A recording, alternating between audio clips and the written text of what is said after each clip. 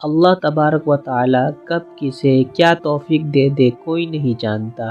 ایک ناچنے والے کا بیٹا ولی اللہ بن گیا اور کشتی چلانے والا ملاح یہ سب مناظر دیکھ کر حیران رہ گیا۔ تو آئیے اس ویڈیو کو لاسٹ تک دیکھتے ہیں۔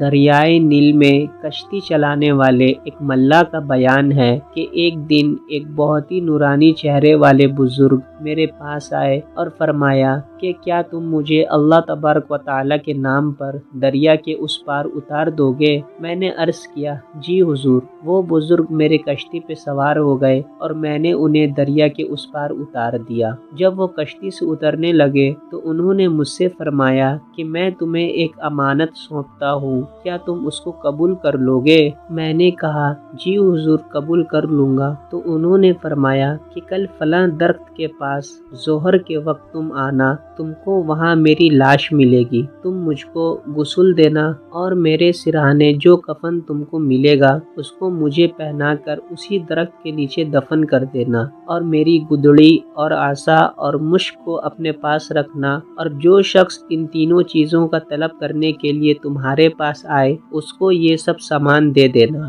ملاح کا بیان ہے کہ میں ان بزرگ کی وصیت کو بھول گیا اور بجائے ظہر کے عصر کے وقت مجھے خیال آیا تو میں اس درخت کے پاس حاضر ہوا تو واقعی ان بزرگ کو مردہ حالت میں پایا۔ میں نے وصیت کے مطابق ان کو کفن پہنایا، اس میں مشک کی خوشبو آ رہی تھی۔ میں نے جو ہی ان کا جنازہ تیار کیا، ایک دم ناگہانی طور پر ایک طرف سے انسانوں کی ایک بہت بڑی جماعت آ گئی اور میں نے ان لوگوں کے ساتھ نماز جنازہ ادا کر کے اس درخت کے نیچے دفن کر دیا اور اپنے گھر آ کر رات میں سو گیا۔ صبح سویرے ہی ایک نوجوان جو ناچنے گانے والے بھانڈ کا لڑکا تھا میرے پاس آیا اور نہایت ہی باریک کپڑے پہنے ہوئے، ہاتھوں میں مہندی لگی ہوئی میرے سامنے کھڑا ہو گیا اور میں نے اس کے سلام کا جواب دیا۔ پھر اس نے مجھ سے دریافت کیا کہ فلاں بن فلاں تم ہی ہو؟ میں نے جواب دیا کہ ہاں میں ہی ہوں۔ تو اس نے کہا پھر جو تمہارے پاس میری امانت ہے مجھے دے دو۔ میں نے حیران ہو کر پوچھا کہ تمہیں اس کی خبر کیسے ہوئی؟ اس نے کہا یہ نہ پوچھیے۔ میں نے کہا تم کو بتانا ہی پڑے گا۔ میرا اصرار سن کر اس نے کہا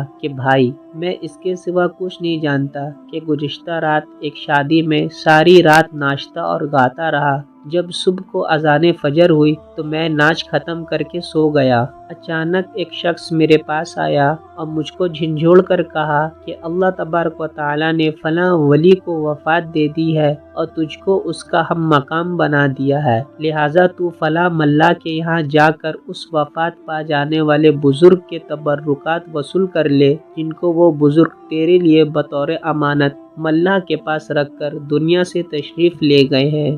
ملاح نے بیان کیا کہ میں نے ان بزرگ کی تینوں چیزیں حسب وعدہ وصیت بھانڈ کے لڑکے کو دے دیے۔ لڑکے پر سامان ہاتھ میں لیتے ہی ایک انقلابی کیفیت نمودار ہو گئی۔ اس نے باریک کپڑوں کو اتار کر میری کشتی میں پھینک دیا اور کہا کہ تم میرے ان کپڑوں کو جیسے چاہو بطور صدقہ دے دینا، اور خود ان بزرگ کی گدڑی پہن کر اور عصا اور مشک لے کر چل گیا۔ ملاح کا بیان ہے کہ میں اس بھانڈ کے لڑکے کی خوش نصیبی اور اپنی محرومی کا خیال کر کے رونے لگا، یہاں تک کہ رات آ گئی اور میں روتے روتے سو گیا۔ مجھے اس رات خواب میں ایک آواز آئی، کوئی کہنے والا کہہ رہا تھا تم پہ یہ بھاری گزرا کہ میں نے اپنے ایک گنہگار بندے پر احسان فرما کر اس کو اپنے دربار کی طرف رجوع کرنے کی توفیق عطا فرمائی۔ اے ملاح یہ میرا فضل ہے اور میں اپنا فضل جسے چاہوں عطا فرماؤں۔